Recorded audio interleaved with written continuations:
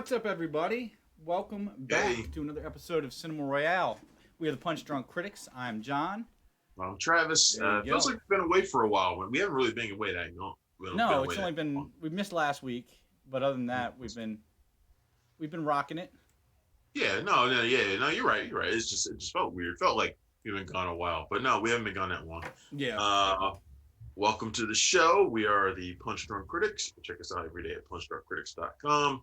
Follow us on social media. Just look us up on Twitter and Facebook and all that kind of stuff. hmm And we are easy to find. What's been going on with you, man? Same old, same old. It's my favorite time of the year. And I've mixed in another Halloween treat. I don't know. I guess you would call it a Halloween treat, but I'm a huge fan of audiobooks. When I'm in the car, it's audiobooks or podcasts. Haven't listened to music in God knows how long unless I'm in the car with my family. You do audiobooks and stuff too, right? I listen to podcasts. I don't necessarily listen to Podcasts. audiobooks. So I was hearing on one of the podcasts I listened to, they were advertising that Audible is doing this uh, kind of like theater of the year, theater of the mind thing with the Sandman, which has been Uh, Neil Gaiman's the Sandman, which Video is game too. yeah one of the all time highest rated graphic novels ever made, and I Which had they are never read turning it. into a TV series right now. Yep. Well, I mean they've been Um, trying to make a TV series for years, right? In some form or another. Movies, TV series. Remember, Joseph Gordon-Levitt was going to do one a couple years ago, and it fell through. And, yeah, everybody's been trying to do Sandman in some way. Right. I'm just glad they're doing it this way because I think it's going to be on either Amazon or FX or something like that. I can't remember which network it's going FX, to I be. don't know. Amazon, it's I gotta can't. be an unrated. It's gotta be the boys type thing. I mean, it's not that bloody, but it's got Yeah, stuff but that's out there. FX. Yeah, but FX allows for that stuff, though. I mean, Do that's they? why they. Yeah, FX or FXX, if they're still calling themselves that. Right. I don't know, but it might not be that anyway. I don't remember which network it is, but I'm glad they're doing it that way rather than having like CBS pick it up and turn it into a procedural the way they did like Lucifer Constantine. or something Yeah. or Constantine. Yeah, But and not that to get one. sidetracked, but CBS All Access looks like they're doing the right thing with the Stand. We posted a trailer earlier this Paramount week on the TV. site. What's that? They call it Paramount TV now. Oh, is it Paramount TV? Yeah, I'm getting them mixed up, man. There's too many, and they're changing names left and right. yeah. I didn't even realize that HBO Max is HBO Max because it's HBO and Cinemax. I thought they were just saying like to the max. But anyway, The Sandman, I started listening to it. I didn't really have high hopes because audiobooks are fine, but something like that's that visual. Mm. I didn't know, but James McAvoy is Morpheus. They've got this amazing cast. If you are an Audible member, if you do like audiobooks, I would suggest checking that out for your drives during Halloween. But other than that, yeah, it's been spooky stuff left and right. Some spooky stuff to talk about this week, I guess, depending on You how know you look what's at been it. interesting? Hmm. It's been interesting to me as not someone who's a gigantic horror fan. I mean, I like certain specific things, but Right. with so many streaming services, they're all competing for the month of October. They So are. you have like Huluween and like every network has like their thing that they're doing. Like Amazon has a whole series of horrors that they're doing, and all of them have like themed efforts for this month. Which I mean, you'd expect that, but it's just so much content for horror fans right now. It It's is. insane.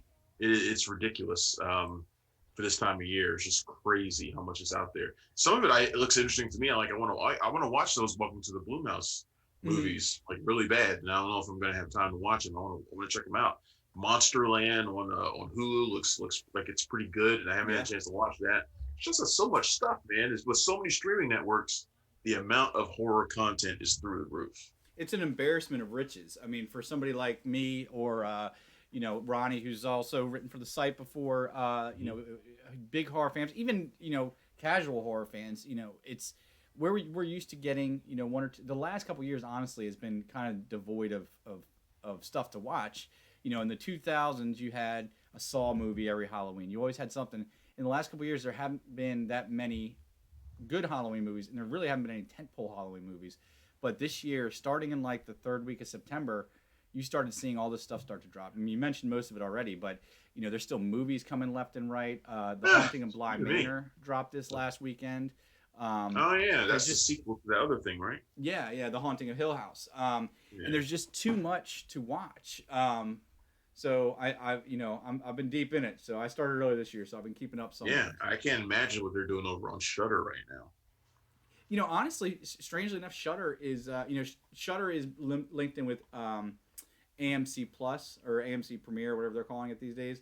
Right. So they have their whole Fear Fest thing they do during October, but they haven't had a ton of original content. If, I mean, you they would had think. Scare Me. They had Scare Me a week or two Right, ago. Scare Me came But, out, and that was pretty good. But I mean, it's when you have Amazon and Hulu putting out anthologies, Shudder's also supposed to have I a don't know. Creep Show animated show that drops sometime in the next couple I weeks. don't know why I was a little disappointed in Scare Me. It was at Sundance, so I remember everybody Mm. buzzing about it, and so I watched it. I think Cortland did our review for it because I didn't do it, She but did, I yep. watched it. Yeah, I watched it, and I was like, yeah, it's clever, but I think it like run. I think it probably would have been better as like a short. Like Probably. I feel like that premise wears super thin after an hour and a half.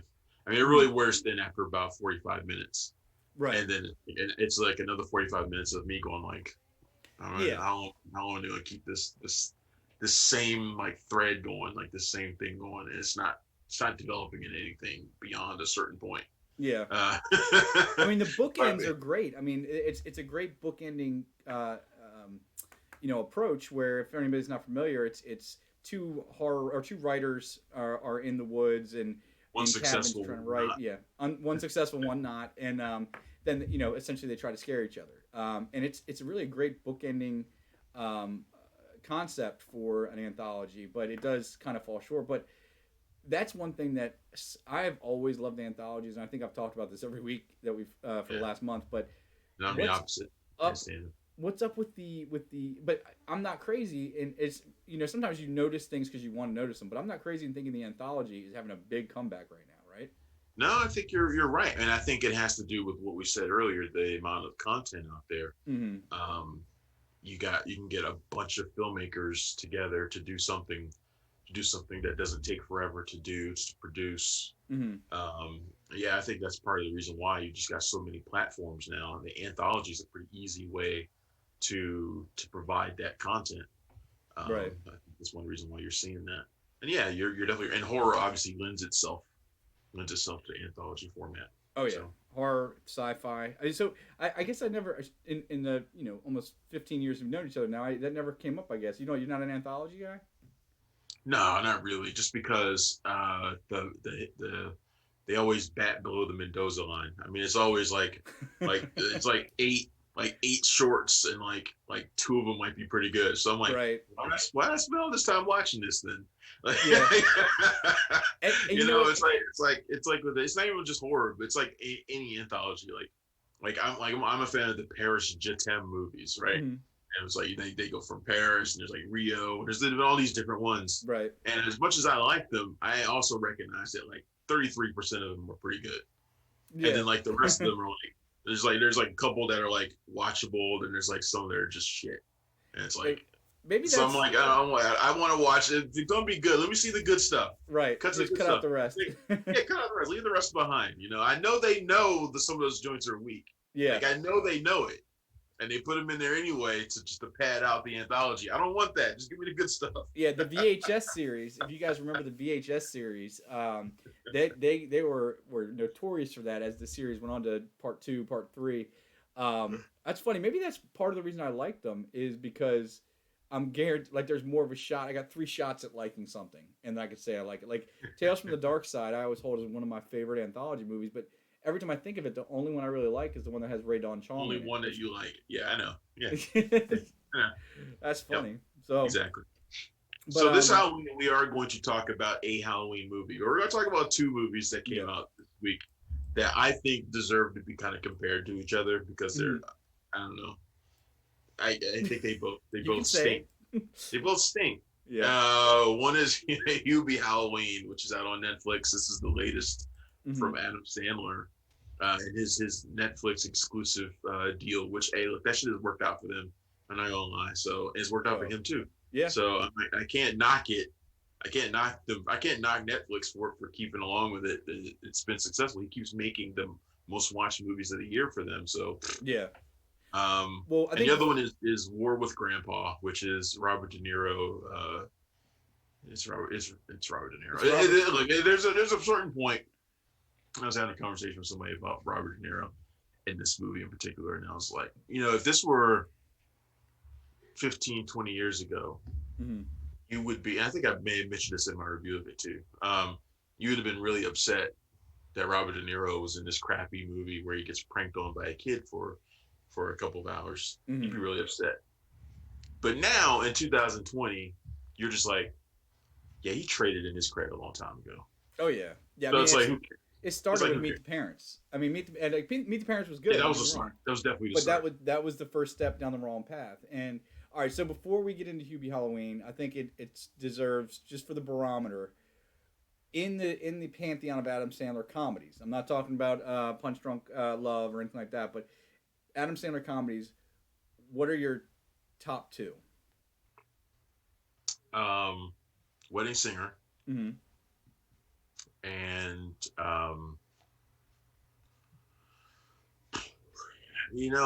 probably, and I don't know if this really falls into the doofus Adam Sandler comedies or not, but I would probably say 50 First Dates. No, yeah, that falls. I mean, that's on closer to the credible line, but yeah, because I'm not gonna say, Billy Madison. Like, I can't stand that movie. All right, I don't like The Water Boy. I don't like those things. They're all terrible in different ways. Actually, they're all terrible because he's terrible in them. But yeah, I think I like kind of I like the ones with the romantic angle for one thing. I think he's actually pretty good. You like heartfelt Sandler. So there's three Sandlers. I think he's actually good at that kind of movie. I think he's legitimately good at it, which is why he works so well with different women in certain movies. Yeah. I mean, he's got a special thing with Drew Barrymore. That thing works. Yeah. But yeah, I think those two movies for me work the best. Like Mr. Deeds is almost too weak. That's like, the lower end of his love story. It's like such a mainstream movie, like such an attempt to be a mainstream movie. Right. It's blah. See, because I got this theory about Adam Sandler now. Anybody that's been following us for any amount of time knows I'm an apologist. Billy Madison, Happy Gilmore, I love those movies. I can watch them every day of the week. That was the other one I was trying to think of, Happy Gilmore. I hate them. Dude. But I've found that there's three distinct Adam Sandlers. There's Frat Boy Sandler, Special Education Sandler, I guess we'll say. And then there's I know that's probably offensive. I couldn't think of anywhere anyway else. Hubie Halloween definitely falls into that category. Exactly. And then there's Heartfelt Sandler, which is Wedding Singer, which is 50 First Dates, and then there's Dramatics, and then there's Dramatic Sandler. Yeah. So there's four. Yeah. So once you leave comedy, you got Dramatic Sandler, but this is definitely the water boy type Sandler right here. So if that was your favorite Sandler, small bus Sandler. Yeah. Short bus Sandler. I think you said something more offensive than I did. That's a first. But yeah, so this is definitely Short Bus Sandler. That should go on the movie poster. I'm gonna be honest with you. But that being said, if you are, I mean, you almost got, and this may be lowered expectations, but going into Hubie Halloween, you get two things that you're kind of expecting. You get a Halloween atmosphere right down to the core, and you get, I don't want to say classic Adam Sandler, but you get the Adam Sandler you're kind of expecting. You know what I mean? You're not going to be let down. I have to be honest. Look, there's going to be a certain segment of people that like this movie. And I can almost see why. If I were to write a review of it, and we don't have a review of it, which I'm kind of sad about. They wouldn't give me a screener for it for some reason. They were like, "Oh no, we don't have any available," and I was like, "Really? All right, whatever." Well, I just watched it this morning. I got a lot of writing to do this afternoon. So did I. So did I. So did I. So if you want to review it, go ahead. Do like 2 paragraphs or 3 paragraphs or something, and knock it out. That's right up my alley. Do it quick. But there's a certain segment of people that are going to like this, and I get it. I mean, if you like the certain type of Adam Sandler movie, where he talks funny, where he's an absolute moron who doesn't quite understand that he's a moron. He's got the underbite. But he's earnest and well-meaning, and trying to be helpful, even though usually and people always take advantage of him. That type of character that he's played a lot. then you're probably gonna dig this movie. And it does have it is.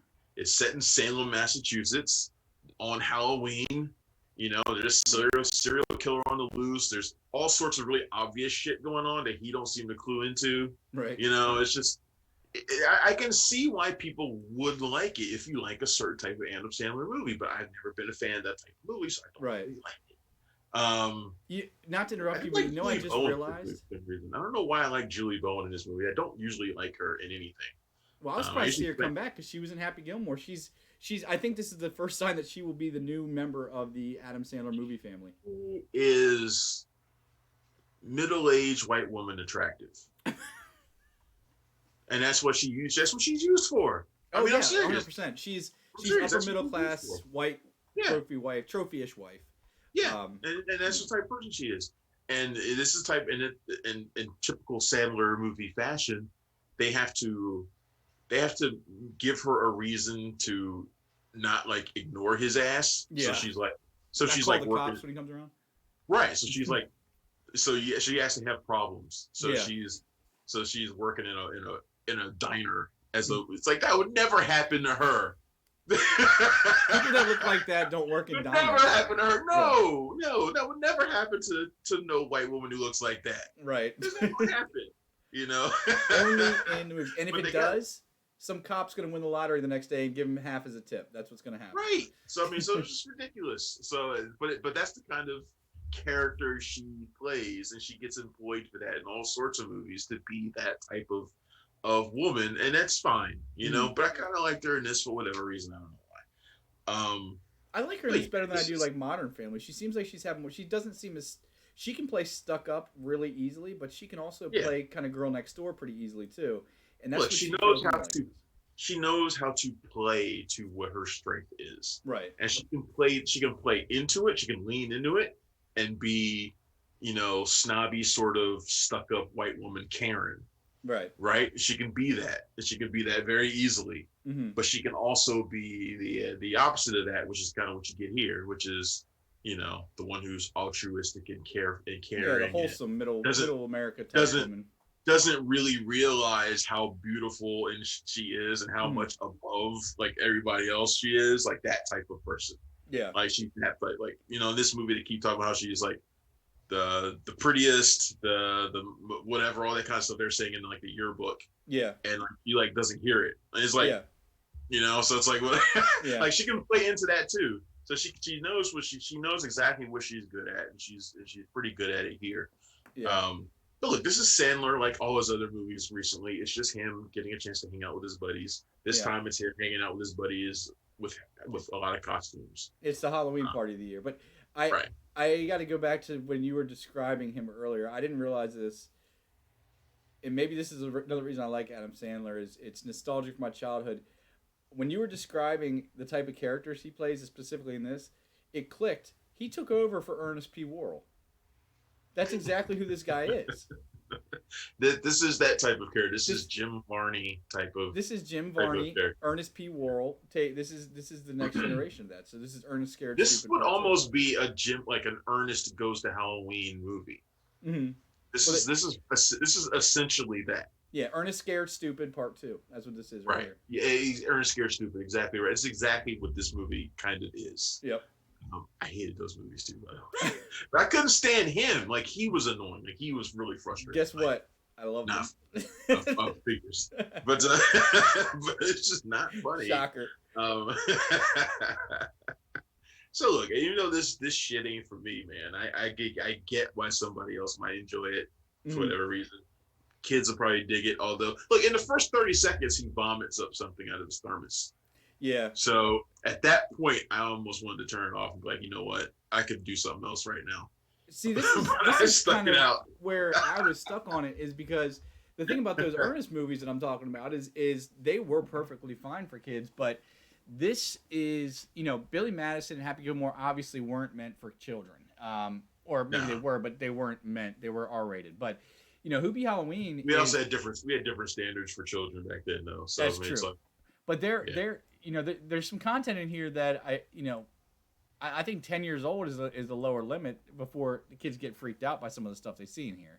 You know, there is some stuff that could could scare younger kids for sure. So it's not as fun as that. I mean, even just the concept of a serial killer. But I mean, I had fun with it. It's not Sandler's best. It does seem like a step down from Murder Mystery, his last Netflix film, but it's a hell of a step up. That was a legitimately fun and enjoyable movie. Was Murder Mystery. And I don't know why I mean, they could do the same thing with his friends, just, capture that lightning in a bottle and hold it. But, this is a step down. But, the truth is, if you're trying to get in the Halloween mood, if you want to have something on in the background when you're carving jack-o'-lanterns with your family, nothing wrong with going this way. The problem is, this movie's like 2 hours. I did notice that. Yeah. It feels like it's only actually an hour and 43 minutes, but it does feel like 2 hours. It's because, I mean, there's almost no plot to this movie. Mm-hmm. Like, an hour in, I was like, is there actually something that's going to, like, propel this forward? Or is he just going to continue just being a doofus walking around town? It's a day in the life, or a week in the life. And running into people, and kids are running around throwing eggs at him every now and then. Yeah. And there's a Julie Bowen's kid. One of the son is trying to hook up with some girl. And that shit just came out of nowhere, and I was just like, "What is happening in this movie?" Like, I actually asked myself that at one point. I was like, "What is going on in this movie? Like, is there a plot yet?" Like, I know that somebody has escaped, a psychopath has escaped from the penitentiary. I have a pretty good idea of who it is, and and it's like, but that wasn't going anywhere either. Right. So it's just like, there's no plot. The plot is Adam Sandler going around sounding like a doofus. And for a lot of people, that's enough. And that's what I'm saying. It's a perfect background movie. And having a thermos that's like a bond weapon, like a bond gadget.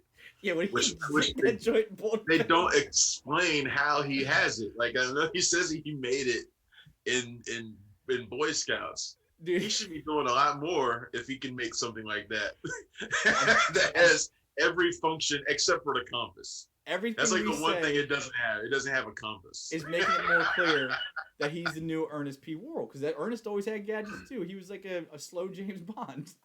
But yeah, that's what I'm saying. It's a great background movie if you're carving jack-o'-lanterns. Don't watch it for the plot. Don't think you're gonna get Murder Mystery. But on to what I think was the worst of the two, for sure, is Retirement Package De Niro in War with Grandpa. All right, so all you need to know about War with Grandpa, right off the bat, is that it's directed by Tim Hill. Mm-hmm. You know what Tim Hill's directed, right? No, I'm not playing. I'll tell you the two main movies that he's directed, and you'll know exactly why this movie was perfect for him. Okay. He directed Hop. Okay. And he directed Alvin and the Chipmunks. And basically, this movie is De Niro, where he is either the bunny or he's the chipmunk. And he's basically animated anyway. It is a prank comedy, minus the animals. Right. I mean, that's basically, minus the talking animals. That's basically what this is. And poor De Niro's caught up in the middle of it. Poor De Niro, I'm sure he took quite a paycheck. Either that. De Niro was very happy to make this movie. And like, this movie was put together by, I mean, there's like a whole story behind this movie getting made that I think like some regular folks were behind it and all sorts of stuff. So there's like a story behind the making of this movie. And De Niro, I think, did it as more of a favor to them than anything else. So he may not have gotten like a huge payday for this movie. Mm-hmm. But he wanted to make it. So, I mean, he made it. So good for him. But the movie's shit. It's just, look, man. I mean, it's De Niro as a retired guy who doesn't want to give up his independence, but he goes to live with his daughter and her family. Mm-hmm. The daughter, played by Uma Thurman, about as far away from the bride as she could ever be. Yeah. You can't even, you look at her and you're like, she was the bride. It doesn't seem right. No, it doesn't. But then again, I was trying to think of the last time I saw Uma Thurman, period. And I think it was in Nymphomaniac. So, I mean, I don't see a whole lot of Uma Thurman. Was it that long ago? I'm sure she's been in something else, but I'm trying to think of the last time I can remember seeing her. But she doesn't do a lot of stuff. Like, she doesn't act a ton, which is why it's surprising to see her in this movie. Yeah. Yeah. I'm just checking because I didn't. You know, sometimes you don't real. There's so much content, so many actors, and so many things to watch you don't realize. But as soon as you Yeah. said that, I was like, damn, when is the last time I saw her? So Yeah, yeah, I don't know. Yeah. Um, so basically, what happens is he moves in with her and her family, and it displaces the son, played by Oaks Begley, who you might remember from like Peach Dragon and stuff like that. hmm It displaces him, moves him into the attic with all the spiders and the mice, and he gets upset. So rather than going to talk to his grandpa, who he loves, hmm I don't think there's like any serious beef between them. yeah, He loves his grandfather. Rather than going to talk to him about it, he just has to have a war with him and try to drive the old man. I don't know if he wants to drive him into the attic that he knows he can't walk, or if he wants to drive him out of the house entirely to nowhere. yeah, So it's like this. The whole thing is like not thought through very well. It's like I get it that the kid is upset, hmm but fuck that kid. That's the way I'm thinking. yeah. I was thinking that the whole time. I was like, Like, all right, this you kid little is shit, straighten He's up, an this man. asshole, man. Yeah, I hope I'm not supposed to root for him. I'm not. Then again, I didn't want to root for De Niro either because, yeah. it's just a bad role. I didn't want to root for his character. I mean, it wasn't bad, Grandpa, so that's good. I mean, I Well, didn't think it was that. I thought it was fine. As you've been known to say about some movies, it wasn't the worst thing I've ever seen. You know, there were bits, and maybe it's just I like knowing that these folks are still alive to see Cheech Marin and Christopher Walken in a movie. You know, all of them in nothing roles. yeah. Jane Well, Jane Seymour too. I mean, Christopher Walken. I think the last thing I can remember seeing him in that was of any substance was Seven Psychopaths, and that wasn't even his movie. You know what I mean? Yeah, yeah. But he is. Well, I guess I thought he was in his 80s, but I guess he's. Well, I guess he almost is. He's 77. I was going to say, isn't he? Yeah, he's 70. He was born in 43, so that's 77 years old, I think. How old is De Niro now? 446. Yeah, I mean, I think they're all about the same, and that's terrifying to me, man, because that just means by the time we ring in the next decade, all these guys are going to be gone. Jane Seymour still looks pretty good for her age. So yeah, I mean, and when you think she looked, she was I mean, like she won't age. Remember, she wouldn't age for like 30 years, so she refused to age. well, right, and she was in Wedding Crashers as the older woman that was still attractive. Right. And Wedding Crashers was 15 years ago. She's 69. De Niro and Christopher Walken are both 77. You're such a child. I'm absolutely. I've never denied that. Never once. I mean, come on, it's we're talking about a woman that we think's attractive that hasn't aged, and then she's 69. Come on. But I mean, I would say there's not. The thing is, Hubie Halloween has the redeeming quality of being a seasonal film that you can watch with the family, kind of, and have in the background while you do Halloween stuff. Right. But I didn't really get that from War with Grandpa. I mean, I do see it as if you got nothing else to watch, it's not going to feel like a waste of time, really. But and there are some touching moments. You'll regret. I think you'll have some regrets at the end of watching this. On behalf of Robert De Niro, that It's look, if you did watch it, it's harmless, right? There's like nothing offensive in it, other than the fact that his pants keep falling down and his penis keeps being shown to Rob Riggle. So I mean that's pretty lousy.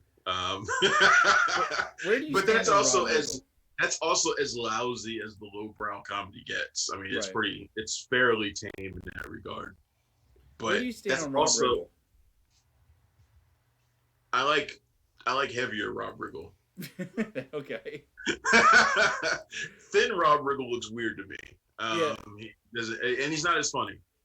Yeah, Rob Riggle and it's kind of Jonah Hill. It's kind of Jonah Hill like in that way, where Jonah Hill was better when he was chunky. yeah. And then he wasn't chunky, and then I didn't like him, and I just put the weight back on. I think so. It's like he's probably cool again. Yeah. But I've always wondered why is that. Like for some people, I get why they're only funny when they're fat, but jolly overweight person stereotype. yeah. That's probably literally what it is. But I don't know. Rob Riggle's okay. I actually think he's pretty good. He's got nothing to do in this movie either. Yeah. But this is the sort of thing that he sort of does now. Like for a while there, I think they were trying to like he was on the verge of becoming like that Danny McBride type of person. Yeah. I thought that was like where his career was going to go. Mm-hmm. and suddenly he just became like dad guy. Yeah, Like dad, like the dad is almost always like marginalized in these types of movies. yeah. And I feel like that's kind of the role he's just kind of slid into, and he's kind of stayed there. Like he's hosting that game show, whatever that's on TV now, and I feel like, yeah, that's right for you. Yeah, yeah, you're good. I mean, he's making his paycheck. Don't get me wrong, but him and Ken Yeah, Marino, man, they seem to have done the same thing. Like they were stepping yeah, up in these movies on the call sheet to like, okay, now I'm the second best friend. Now I'm the best friend. But then they both got difference is, put down to like the dad. yeah, difference is Ken Marino is writing and directing his own movies too. Yeah, well, So he's always been good, and unfortunately, as prolific as he is, I will never not see him as Joey's gross teacher from Dawson's Creek that she had an affair with. know that, so he'll always be, well, he won't always be, but I always remember him from Party Down. So Yeah, which I love. I still love that show. you know, I've never seen. I know exactly what it is. I've heard 100,000 things about it, but I've still never watched it. I need to put that on my list. Party Down was hilarious. I still never forget like the ratings for its final episode was 0.0, and that joint made me laugh so hard. Oh, was it really? Yeah, it was so funny. No one cared when that show got canceled except for like the 5 people who watched it. A lot of people liked it. I mean, I know it was underappreciated, but I thought a lot of people liked it. That's strange. I think it had a really rabid, very extremely, wildly small fan base. Right So. on. Right. But there's just not much to war with Grandpa, man. I mean, the pranks that they pull on one another. You know, the one that, I mean, look, it's like taking the nuts and bolts out of the furniture type of stuff. Yeah. You know, there was the one where he graffitied the kid's Air Jordans, and I momentarily sided with the kid. And I was like, that's a bridge too far. You don't do that. Yeah, I was like, that's like the old. That's like when your grandma throws out like your #1 issue of GI Joe or something, and you're like, yeah. You know, but she has no idea that it's worth anything, or it's like throwing away the newspaper to them. But they don't know, right? Yeah. Exactly. So that's why I was like, I felt temporarily bad for the kid. I was like, oh, that sucks. Grandpa probably has no idea those shoes are worth anything. I think even Grandpa should be feeling are not to be messed with. But that's the thing is, I don't know if you could ever get past that though. The other thing that bugged me was how easily he got past that. Right. I know he stepped up the war a notch after that. Yeah. But that would have been like long-term pain. Like that yeah, would have been like, I'm getting the shotgun out at that point. yeah, it's like with the beef, the war is over, but I'm not going to forget the shoe thing. Yeah. Grandpa, you mess with my shoes, now you'll never walk again. But shoes not easy to come by, my friend. The thing that's strange though is movies like this often are linchpinned on their pranks.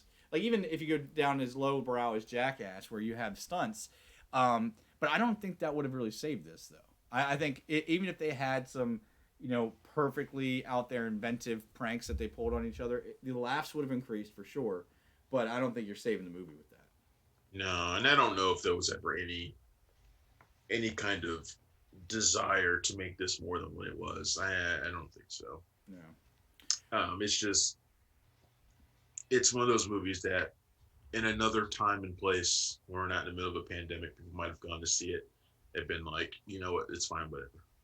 But unfortunately, in this time and place, you might not have anywhere to see it. To segue out of this, Regal Cinemas is apparently the first casualty, which is a bit, probably, would you say it's not the dominating, but it's probably 40% of the theaters around here, right?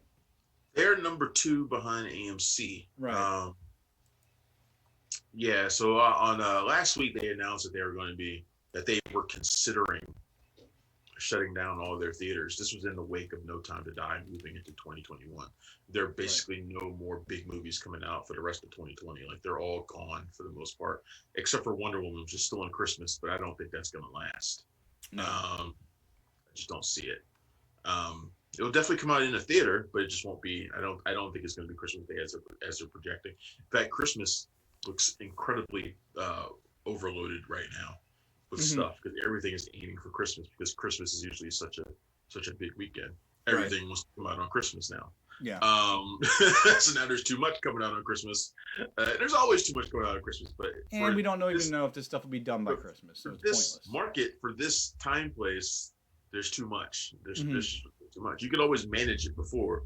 Now there's too much because you don't have venues, but also nobody has any desire to go anywhere. Right. But anyway, so but on Thursday, I think it was Thursday the 8th, they went into effect that they have temporarily ceased operations for all of their theaters in the U.S. and abroad. That's the key term everybody needs to remember, because I saw people freaking out to all hell, saying it was the end of cinema, but it's temporarily. They're not closing down for good, right? It's right. It's for now. It's temporary, and 21 is chock full of big blockbuster movies. Mm-hmm. So the plan is to open into 2021, but we don't know when exactly. And look, honestly, it's temporary, but this could be a canary in the coal mine situation. We don't know. If things don't turn around, they're not going to be the only ones. No. AMC is the one that AMC is already in bankruptcy. They're barely getting by. Right. I don't know how they're getting by right now. Mm-hmm. I honestly have no idea what they're doing to stay afloat right now. But this could be if things don't turn around. Look, I always couch it in these terms, and I know that people don't like that. I don't really give a shit. But if the election means a lot, yeah, right. So if things stay as they are after the election, if things stay as they are, which you know what that means, the situation is not going to get better anytime soon, because the guy who's in charge right now doesn't even want to acknowledge that what's going on exists, and he's had the virus. So and he still doesn't want to acknowledge that it exists. So think about that. So if he's not doing anything, if he's not doing what the rest of the world is doing to open back up, to get rid of the virus that allows people to come in, because look, Tenet didn't do anything here. Mm-hmm. It's done $300 million everywhere else, and that's because other places have done what they needed to do to make the situation better, which makes business able to open up and people have the confidence to spend money and go out and do these things. Right. I've heard people say that, and this is about sports, but it applies to movies as well. Movies are what you get for a functioning society.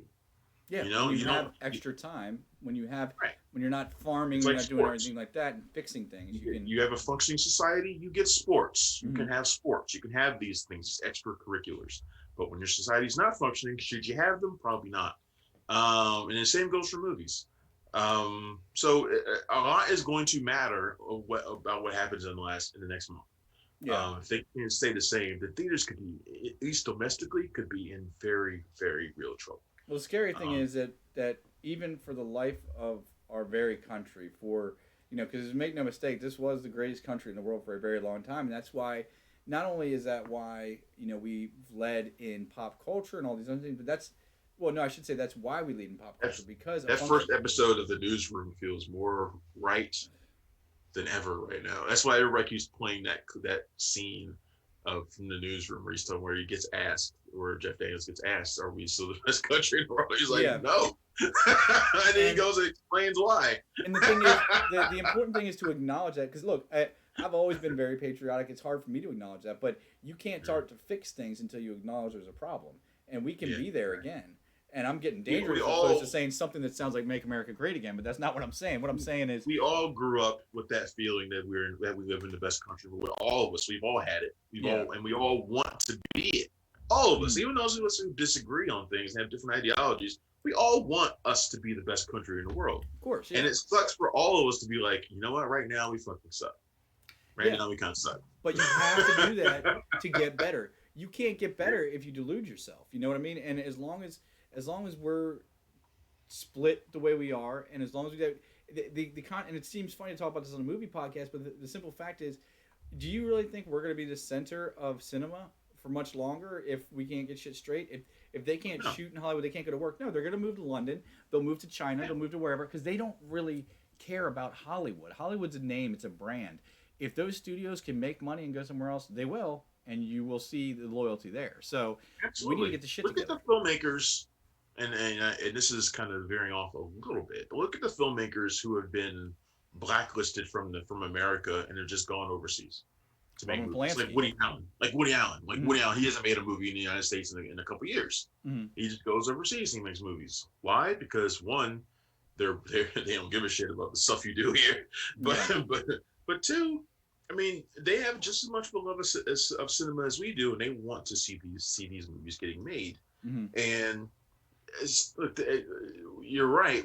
It's not going to matter much what Hollywood is if it doesn't matter what the origin of the fucking movie is. How the movie comes out, the movie Well, gets made. it doesn't. So, But the thing that Americans have to realize is we and you know, we've talked plenty about representation in film, you know, on this show, and you know how I've never, you know, it took a lot of thinking to really understand it from a different perspective, just because I've always had representation. But on another yeah, layer, wait. Americans have always been supremely represented. You know, if you go past race and everything else, at least Americans have always been supremely represented. Well, guess what? If Hollywood moves to China or moves to London, then that's going to be the primary place there. So we're going to lose all the representation It's going to be very of that. interesting to see how we're represented in movies going forward anyway, because our reputation around the world has taken such a huge hit. And that's, I mean, Yeah. it's just, I was looking at something, a news story the other day, and it was somebody talking about how they grew up with idolizing America, because Mm. America was like the shining beacon, the thing that we always say that we Yeah. are. And other Yeah. countries bought it, or other countries believed it, and for a while, for most of that time, they had reason to believe it. Mm. They don't feel that way anymore. Almost none of them do. Right.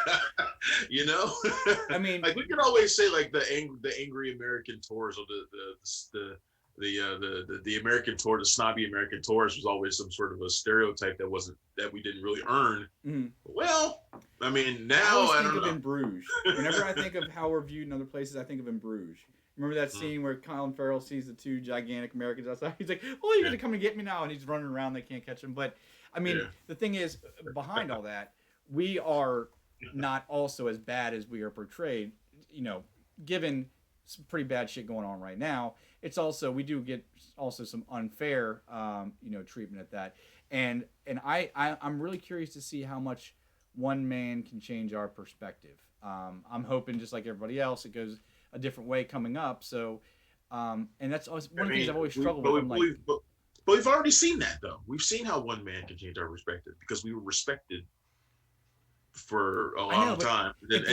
and then one man. It is essentially one man who That's has what bothers me. who has done this. So the hope is that another single man can change it back Right. and give us that respect again, because we already know that one man can fundamentally alter it and make us the shit stain on the planet. And Yeah. now we need to have somebody come in who can make everybody respect us again. Yeah. But We're getting into bringing this back to political yeah, drunk critics scenarios. bringing it back though. Regal, we don't know when they're going to come back. We just don't know. But if things don't change, the Regal's not going to be the only one. AMC is not going to be able to hold on forever. Right. That's for sure. They might. I mean, they might do something like totally take their operations out of the country and move completely overseas, because they got their theaters are global as well. Mm-hmm. So we don't know what they'll do.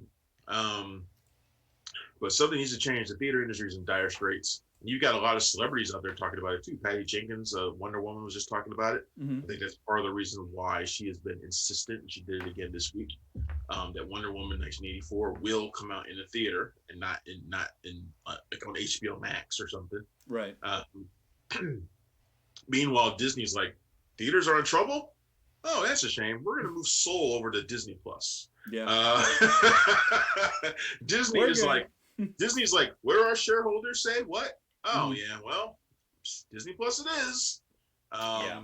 Yeah. So I think we kind of expected this to happen for a Mickey while. Mouse sitting there going, "Business is business." Yeah, pretty much. But yeah, they've moved Soul over to Disney Plus exclusive. That's coming out on Christmas also. Right.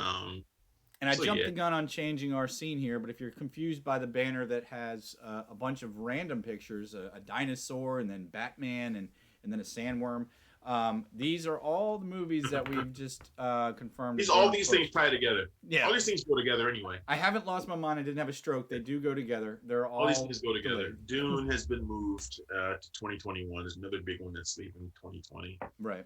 The Batman is moved because Dune moved into its spot in October 2021. So the Batman is moved into 2022. Jurassic World Dominion that has moved to 2022. They just had another outbreak on their set too, by the way, which just shut them down for another 2 weeks. Remember that happened right when they restarted production during the summer. They got an outbreak. It was like literally the worst possible, and it was Batman himself. They've been sort of like, because they were among the first major productions to shut down. And then they were also among one of the first to restart under the new safety protocols. And like within like a week or two, they had an outbreak, and now they've just had another one. Right as literally like the day or two after they announced the movie was moving to 2022. Yeah. So it's just. I mean, I think it takes one bad person, or not one bad person. It takes one person making one bad decision to bring down the whole house of cards more now than ever. So I mean, look, we got a president who is a walking hotspot. So I mean, he is cause. And look, they won't say it, but I think we all know it's true. He's probably had that joint for a while, longer than they ever said, and then he's just been spreading that joint because it's all the people who've been around him. Yeah. Which is why they won't do contact tracing, because the contact tracing will go right to him. Yeah. So they're not doing it. So he's been a walking hotspot. Wouldn't that be something for the downfall of America? Something Russia couldn't do, China couldn't do. Our own president takes out the entire cabinet. DC was doing well. And then all of a sudden we had this huge spike in the White House. And all of a sudden DC is not doing well anymore. Why? It's a small city, man. It is. And all these people in Capitol Hill who have been in the White House are going around the city.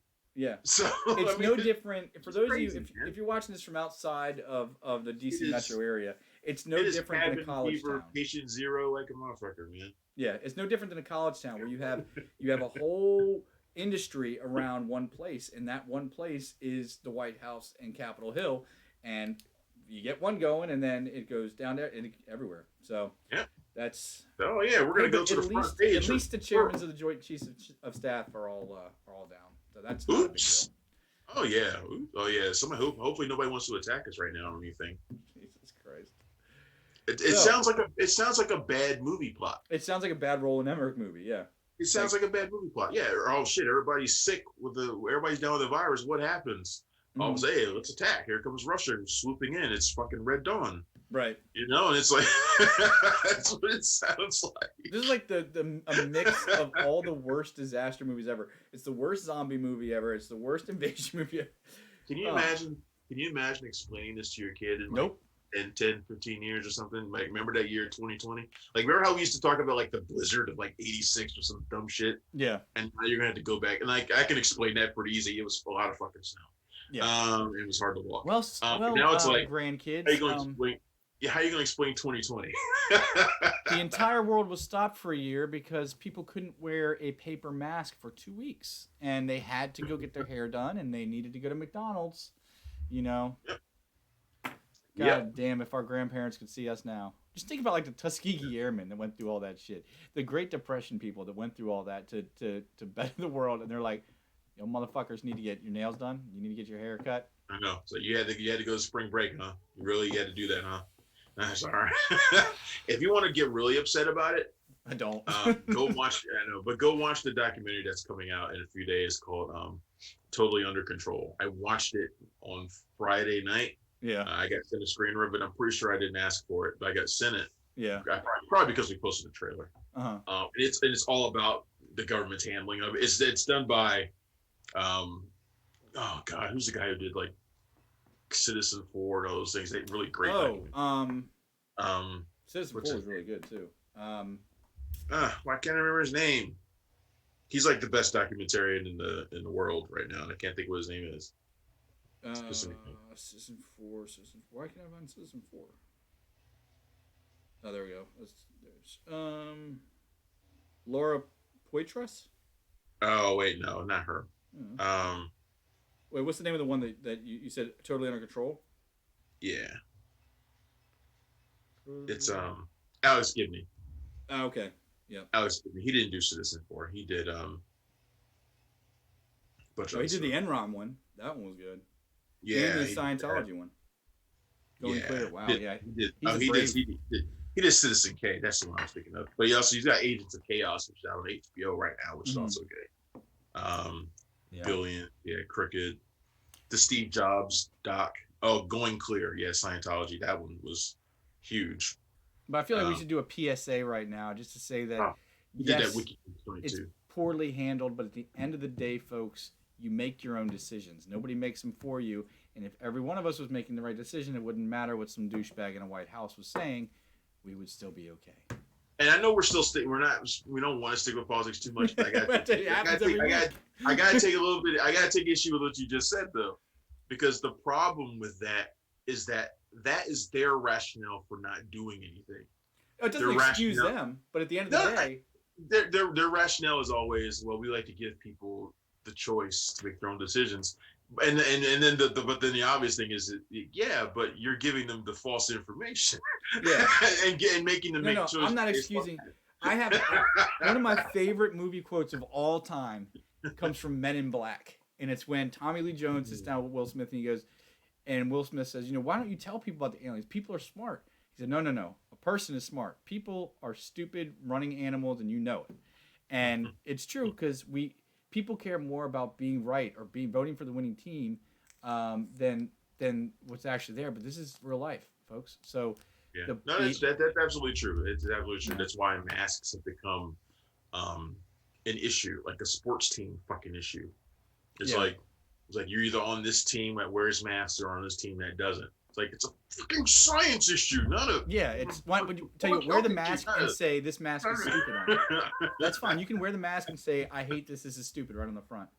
A comedian was like, this year has been messed up and things are really bad because the government has tried to tell us about the existence of aliens twice, and nobody wants to hear about it. Nobody's interested. It's a good point. And you know what? I think what we need to do is in February. We'll give ourselves a month. February 2021. Let's assume that December 31st, this all shit goes away. All right. February 21. We need a month where they recap all of the shit that's been because there's been a lot of high level crazy stuff that's been released and forgotten about just because everything else is going on. I mean, but from the aliens to, we need to go back to the Panama Papers. We need to go back to all this stuff and just set it right. But don't you just miss when scandals were just like, oh, a bunch of rich guys are just hiding money overseas? Yeah. Yeah, which is still horrible, by the way. Don't you miss it when it was just that simple? Like, yeah. I mean, can you remember in the mid '90s when a president? Everybody knows this happens all the time, but a president diddled an intern, and we talked about it for 3 years, and it was the most horrible thing in the world. And right. The problem is there's scandals on that level. This is what people talk about when they say a slippery slope. Like one thing happens, people constantly need. It's the same thing with movies. You constantly need more to get you excited, to get you into it, to get you on board, and this is where we come. So pretty much every movie that was going to come out this year is not coming out this year. Yeah. And that's obviously had an effect on Regal, who shut down, and it could affect others. One thing I wanted to cover real quick. I meant to in the beginning. Sorry to interrupt you, but we mentioned the Haunting of Bly Manor. I'm only 4 episodes in. But I was seeing a lot of talk about it being a lot slower. There's not a lot of scares. And I was really nervous going into it because Hill House wasn't a scare a minute. It was very cerebral. It was very environmental. But Haunting of Bly These are Manor, anthology. This isn't an anthology. No. It's straight story. It's not. It's more like American Horror Story, where it's not an anthology, but they use the same actors in different roles. Okay. Like Henry Thomas plays a duke in England who needs to get an au pair to watch his niece and nephew whose parents died, and then their old au pair died, and that's where you go. Something creepy about Henry Thomas now. I find him creepy because he looks like a big kid. He looks like he did as a kid, but stretched out, a little wrinkly. But it is atmospheric. It is creepy as all hell. If you don't like dolls and like little kids in wrong places, you're gonna like dolls or little kids. Yeah, There's one scene in it where they're in the basement and there's a pile of dolls. And for some reason, whenever they have dolls moving and stuff like that in movies, it's always very jerky. And this was in the trailer, so I'm not spoiling anything. But there's a doll sitting there and it goes and moves its head like that, and it's just so smooth and realistic. Oh, just my stomach turns thinking about it. So I slept with a stuffed animal last night. Yeah, I was watching last night. I was watching Come Play with Gillian Jacobs. I'll I can't remember. I know. Yeah, I know. Me and Ronnie were talking about that.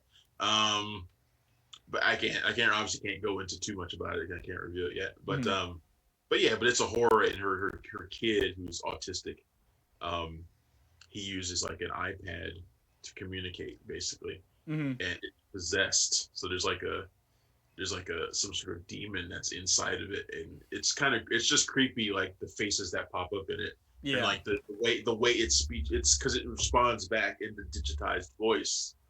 Is that speaking spell? Please tell me it sounds like a speaking spell from the 80s. Yeah, but it's I'm going to play with you. Yeah, but that's creepy in a horror setting. Oh, absolutely. So I was like, okay. It's creepy in a regular setting. Yeah. So we're hitting up on our hour here. I know we wanted to talk quickly about a Green Lantern TV show coming out. Let's see what else we had on there. Yeah, Doctor Strange and Spider-Man 3. That one's really caused a really big deal for people for obvious reasons. So the first Green Lantern series is coming out. It's going to be on HBO Max. Seth Grahame-Smith is going to be running it. Seth Grahame-Smith's the guy who he wrote Abraham Lincoln Vampire Hunter, Pride and Prejudice and Zombies. He's that author. 2 really shitty books that had a lot of fans for a while. But he's since moved into movies. He's done like Dark Shadows and a whole bunch of other stuff. He wrote the Lego Batman movie. He's actually a better in terms of filmmaking than he was as an author. So he's going to be show running that, which is interesting because it's not going to feature Hal Jordan or Jon Stewart, which is interesting. It's going to be like, please tell me it's not Guy Gardner. It's going to be Guy Gardner, who was the greatest Green Lantern of all time.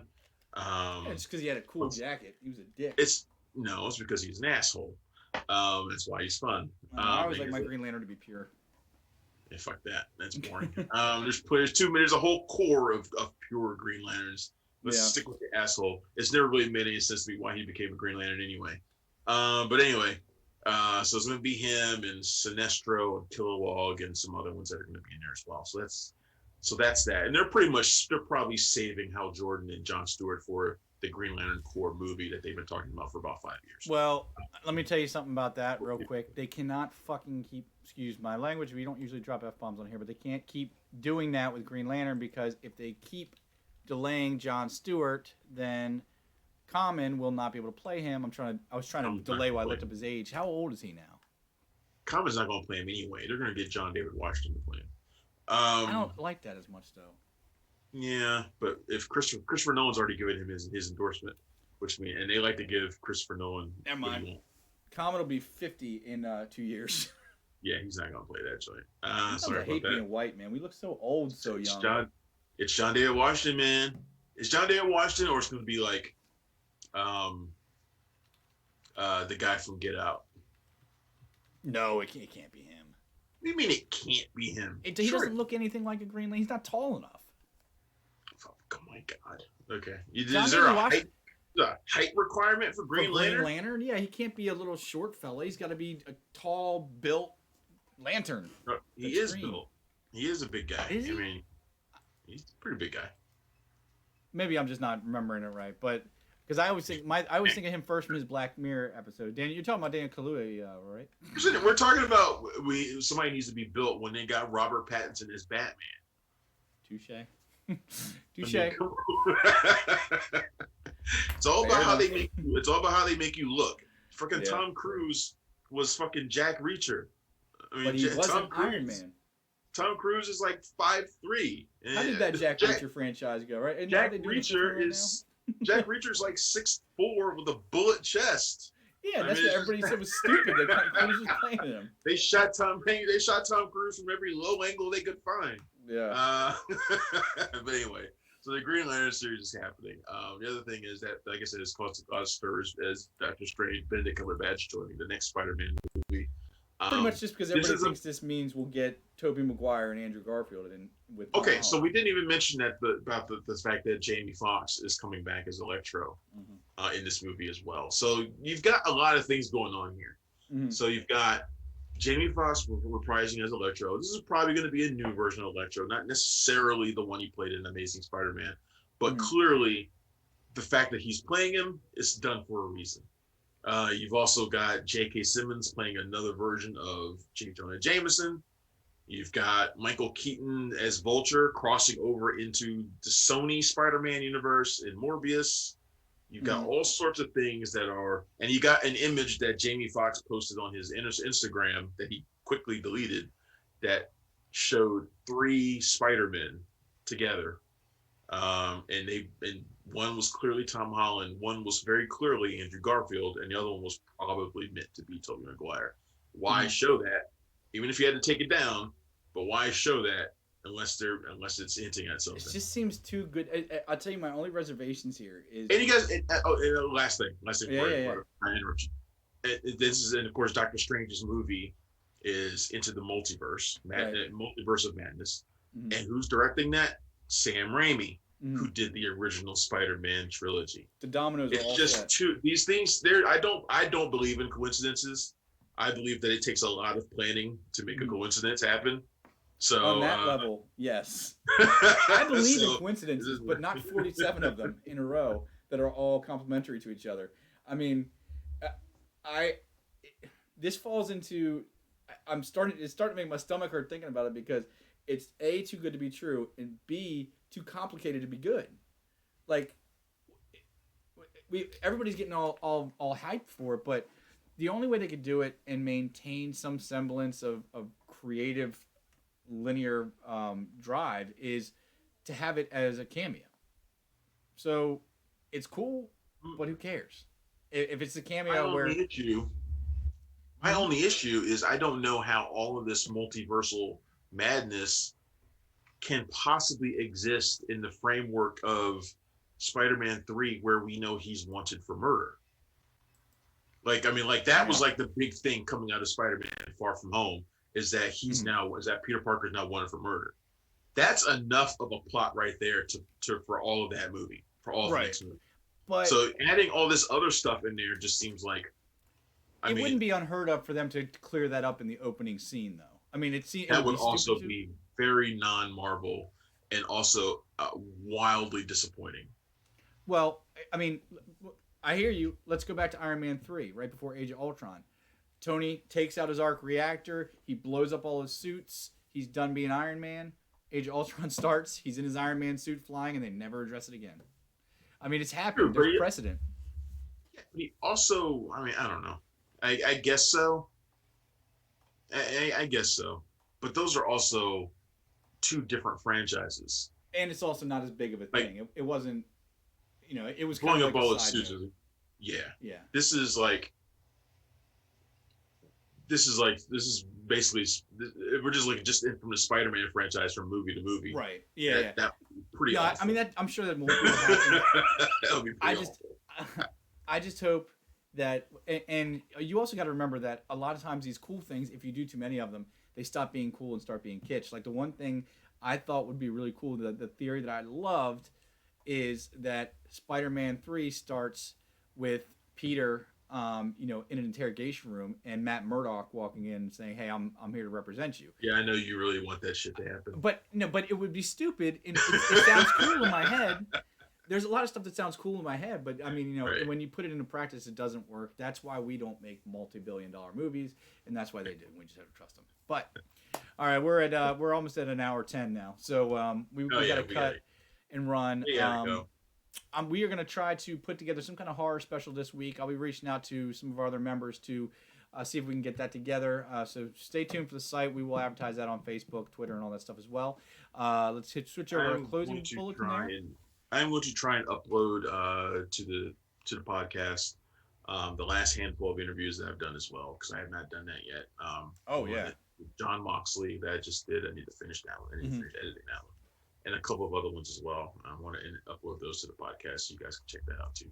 Yep. So they're already up on my YouTube site, but I need to upload them to the Punch Drunk Critics YouTube site as well. So I need to get on that. Right. Now, as you see on the screen right there, we are the Punch Drunk Critics. Our site is punchdrunkcritics.com. On Twitter, we are at PDC Movies, at at Punchy Critic, and at Punch Drunk John. On Twitch, if you haven't subscribed to Travis's channel already, make sure you go and do that right now at cinematic_enforcer. If you have any tips and questions for us, anything like that, you just want to reach out, info at punchdrunkcritics.com. Till next week, I'm John. I'm Travis. We're the Punch Drunk Critics, and we are out of here. Later.